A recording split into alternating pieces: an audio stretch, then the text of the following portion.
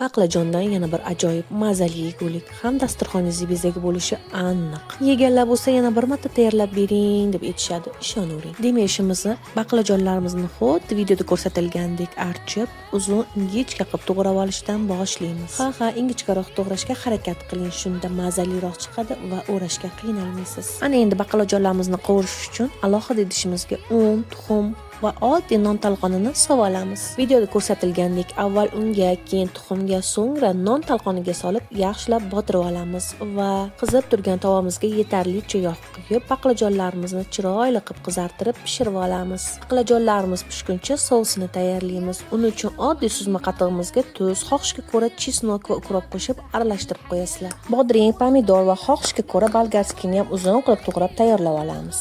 Ana endi pishgan baqlajonlarimiz ustidan tayyor sousimizni bir tekisda surib olamiz. Bir chetiga bodring, pomidor, bolgarskilarni ham joylab, chiroyli qilib o'raymiz. Qarabsizki, bir zumda baqlajondan shunaqa mazali yeguligimiz ham tayyor. Ana endi meni kanalimga tez ulanib olinglar. Hali bundan ham zo'r domashniy salat va ovqatlarni hali birgalikda ko'p tayyorlaymiz. Like bosishni va o'z fikrlaringizni izohlarda qoldirishni unutmanglar.